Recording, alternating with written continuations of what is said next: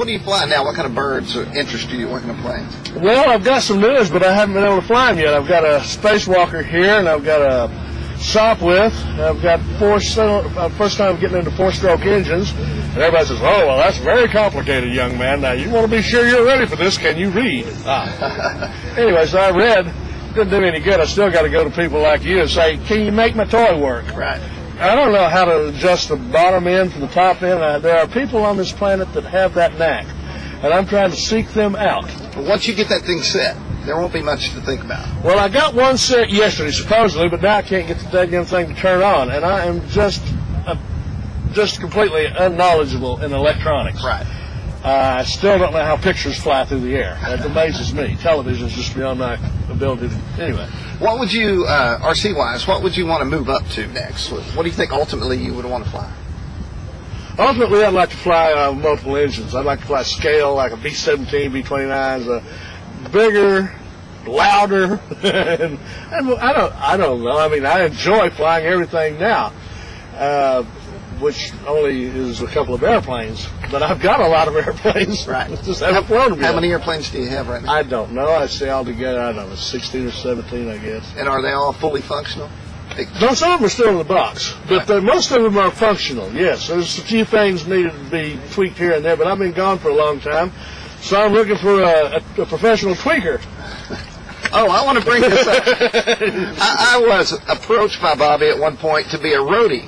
And I've been in the music business, and I have long hair, so I meet all the requirements. But I knew it was not that Bobby was looking for. Bobby, what were you looking for in a roadie for the current tour that you're on? Well, see, we have a lot of time on the road. We usually play only like 2 or 3 concerts a week, so that gives us an equal amount of time when we're not doing anything. And a lot of that time is just spent sitting in a hotel room in various cities around the world. So I get tired of doing that, and I have a simulator, but that gets kind of boring too. So I was trying to figure out a way to incorporate a saxophone roadie slash air tech, pilot advisor, and I nearly had them sold, but then they said, "Wait a minute, what do you need a sax tech for?" And I said, "Well, because don't you know how the saxophone works?" "Well, yeah, I know how it works, but I need somebody to carry it for." "Oh, you need a Sherpa." Anyway. Them being the Stones, you can sell it to the Stones. No, well, it wasn't them. It was their business manager that I couldn't sell it to. Yeah, to mail the money. So try as I might, I could not get my sax tech slash airplane tech aboard on this last one. And I just want you guys to think about it. You're approached by a member of the Rolling Stones team to go on the road on the next tour, and your primary job is to keep the RC planes charged and ready to fly at all times. Listen, man, we would have had it knocked in the head if only Mick would have taken up RC, or Keith, or Charlie. Now, I campaigned with Keith a little bit, and didn't get much response. Mick, and Charlie just likes to look at them. Right.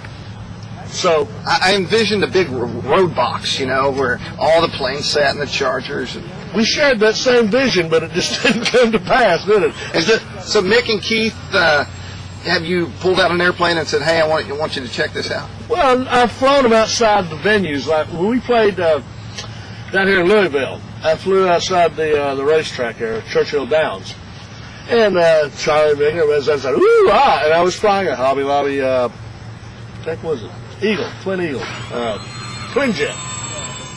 Anyway, I got to be pretty good with that, thrill the crowds, but not enough to keep their interest alive enough to let me have my own tech. One day, maybe. Possibly so, when I can pay out of my own pocket.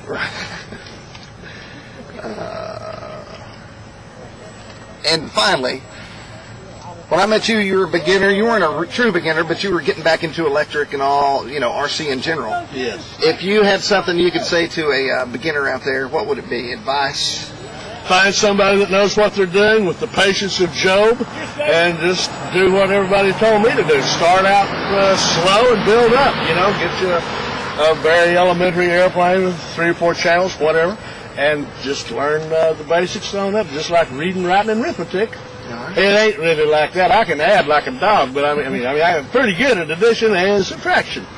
But flying is still kind of a mystery to me in some aspects of it, like starting the motor. Now, what's next for you in the Stones? Where are you headed?